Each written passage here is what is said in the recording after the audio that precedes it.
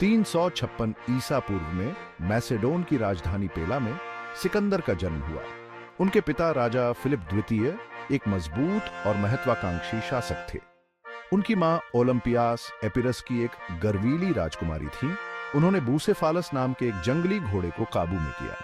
सिकंदर की शिक्षा का जिम्मा महान दार्शनिक अरस्तु को सौंपा गया था। वह दुनिया जीतने का सपना देखता था। 20 साल की उम्र में सिकंदर का जीवन हमेशा के लिए बदल गया। राजा फिलिप की हत्या कर दी गई। सिकंदर मैसेडोन का शासक बना। उन्हें तुरंत चुनौतियों का सामना करना पड़ा।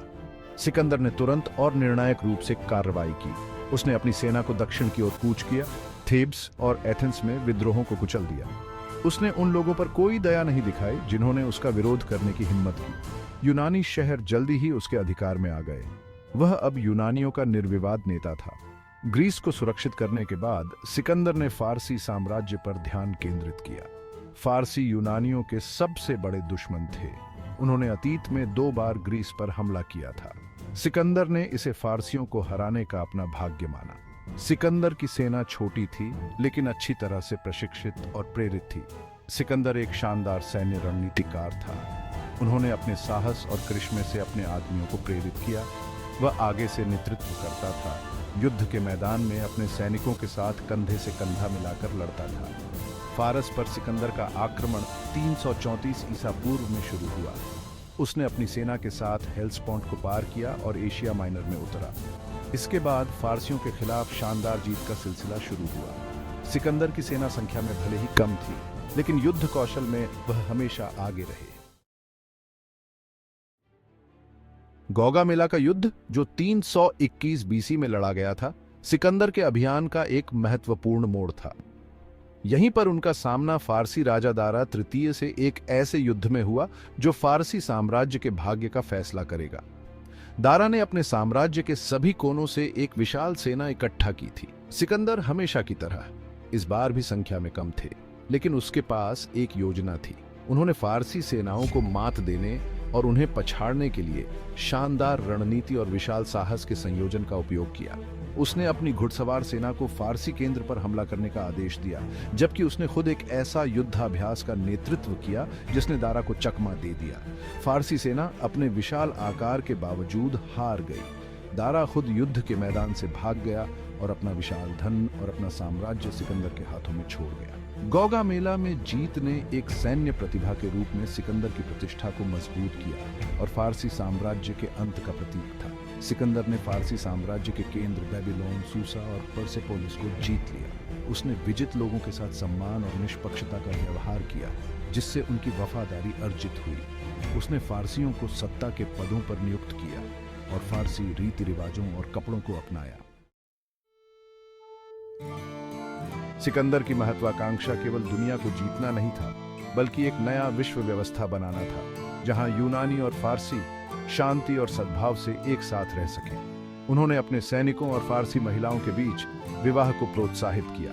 उन्होंने खुद बैक्ट्रिया की राजकुमारी रॉक्साना से शादी की। उसने अपने पूरे साम्राज्य में शहरों की स्थापना की, ग्रीक संस्कृति और भाषा का प्रसार किया। ये शहर शिक्षा और वाणिज्य के केंद्र बन गए, जो पूर्व और पश्चिम को जोड़ते थे।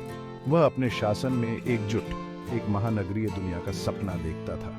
उसका साम्राज्य पश्चिम में ग्रीस से लेकर पूर्व में भारत तक फैला हुआ था। उसने अपने पहले किसी से भी ज्यादा जमीन जीती थी। उन्हें एशिया का राजा और झांत दुनिया का स्वामी कहा जाता था, लेकिन विजय के लिए उसकी तलाश खत्म नहीं हुई थी। अधिक से अधिक विजय प्राप्त करने की इच्छा सिकंदर को भारत ले आई, जहां उन्होंने हाइडस्पेस नदी के युद्ध में इंडियाई राजा पोरस के खिलाफ लड़ाई लड़ी। यह एक कठिन जीत थी और सिकंदर पोरस की बहादुरी से बहुत प्रभावित हुआ। उसने पोरस को अपने राज्य के शासक के रूप में बने रहने दिया। वर्षों के लगातार अभियानों के बाद सिकंदर की सेना थक चुकी थी। वे हजारों मील चल चुके थे, अनगिनत युद्ध लड़ चुके थे और कठोर परिस्थितियों को सह चुके थे। वे घर लौटने के लिए तरस रहे थे। सिकंदर अनिच्छा से ही सही अपने आदमियों की बात मानी और वापस लौटने को तैयार हो गया। 323 बीसी में 32 वर्ष की आयु में सिकंदर बेबीलोन में बीमार पड़ गया। उसकी बीमारी तेजी से बढ़ी। जैसे ही वह मर रहा था, उसके सेनापति उसके चारों ओर इकट्ठा हो गए। और पूछा कि वह अपने विशाल साम्राज्य को किसके पास छोड़ेगा। सिकंदर का जवाब सरल था, सबसे मजबूत को। उसकी मृत्यु ने उसके साम्राज्य को अराजकता में डाल दिया। उसके सेनापतियों ने उसके विशाल साम्राज्य के नियंत्रण के लिए आपस में लड़ाई लड़ी। एकजुट दुनिया का सिकंदर का सपना उसके साथ ही मर गया। उसके साम्राज्य को कई हेलेनिस्टिक राज्यों में विभाजित किया गया था, जिनमें से प्रत्येक पर उसके एक सेनापति का शासन था। सिकंदर महान का जीवन छोटा था, लेकिन इतिहास पर उनका प्रभाव बहुत गहरा था। वह एक शानदार सैन्य रणनीतिकार, एक करिश्माई नेता और एक दूरदर्शी शासक था जिसने दुनिया को एकजुट करने का सपना देखा था। हालांकि उसका साम्राज्य अल्पकालिक था, लेकिन उसकी विजयों ने पूरे पूर्व में ग्रीक संस्कृति और शिक्षा फैला दी। उन्होंने नेताओं, कलाकारों और विचारकों की पीढ़ियों को प्रेरित किया। उनकी कहानी आज भी हमें रोमांचित करती है। वह महत्वाकांक्षा, साहस और मानवीय भावना की स्थायी शक्ति का उदाहरण बने हुए हैं।